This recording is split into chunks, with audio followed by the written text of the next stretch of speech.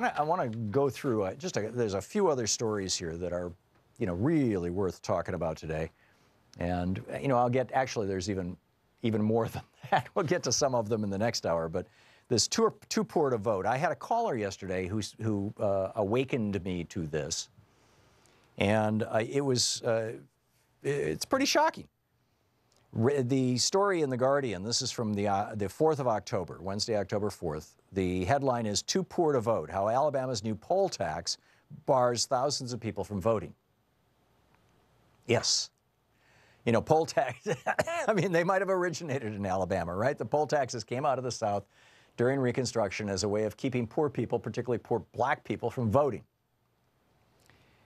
So Connor Sheets writing in The Guardian, Randy Lynn Williams assumes she'll never be able to afford to vote again. It's the opening sentence. Well, why should anybody have to afford to vote?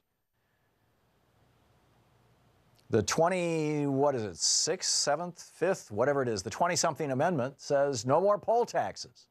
I mean, specifically outlawed in the friggin' Constitution. But Randy Lynn Williams, she got in trouble with the law.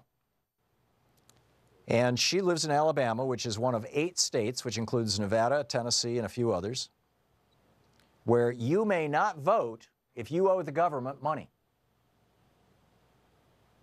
You haven't paid a fine, haven't paid a fee, haven't paid a traffic ticket, haven't paid restitution to the victim of a crime, haven't paid a fee to the state, you may not vote.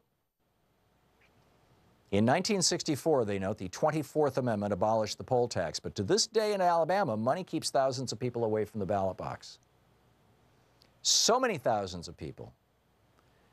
Just the felons who can't vote, 286,000 people. That's over 7% of the state's population.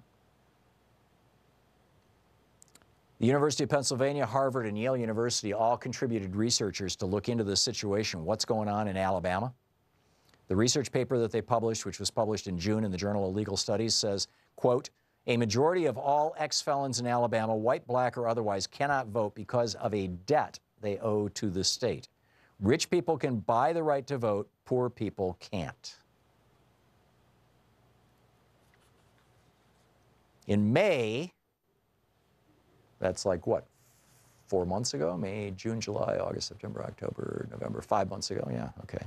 In May, Governor Kay Ivey, governor of Alabama, signed a new law called the Definition of Moral Turpitude Act. That policy requires them to first pay off any fees, fines, or restitution, and has resulted in a sizable portion of Alabama felons who have not committed crimes that would have resulted in them losing the franchise under the new law, yet they remain unable to restore their voting rights solely because of their financial situation. Can't afford to pay your fines, can't vote. In Alabama, that's 280,000 disenfranchised felons, 143,000 of them black. Disenfranchised felons make up 15% of that state's African-American population. Alexander Parrish, an attorney with the Evans Law Firm in Homewood,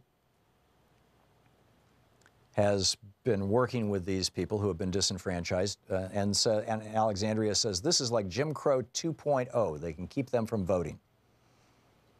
NAACP Legal Defense and Education Fund in New York, Alabama links voting to the ability to pay. This is a problem. Meanwhile, and I was very pleased to see Rachel Maddow do a great job with this last night. I had this in my stack yesterday. The article came out in about 5 o'clock yesterday morning in Politico, and I just didn't get to it. And, good on her for doing a great job with this. The census. There was a Republican strategist who back in 2008 came up with this brilliant idea for Republicans to get control of state houses, or I think it was 2007, for Republicans to get control of state houses in 2010 so that they could control the census and use the census to reapportion districts, to gerrymander districts, so that, for example, in Michigan, you had 250,000 more people, 240,000 more people voting for Democrats for the House of Representatives than voting for Republicans.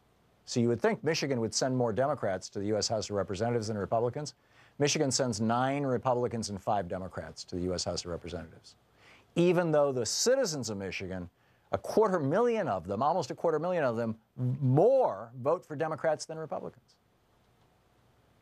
Same thing in Maryland. In Maryland, fully 10% more people voted for Democrats for the Maryland congressional slate, and frankly for the Maryland House and Senate, or I think it's called the Assembly in Maryland. 10% more voted for them, and yet the Republicans may still control the body. This is all because of gerrymandering. So what's Donald Trump doing about this? He wants to put a guy named Thomas Brunel, a Texas professor with no government experience, in charge of the U.S. Census Bureau. Why would he want to do that? Because back in 2008, when the Republicans were organizing this plan to use the census to reapportion states so that these kind of situations could exist, back when that was happening, Thomas Brunel wrote a book titled Redistricting and Representation: Why Competitive Elections Are Bad for America. These guys are saying they're trying to help and save America by making sure that Republicans go to Congress when the people of a state vote 10% more of them for Democrats.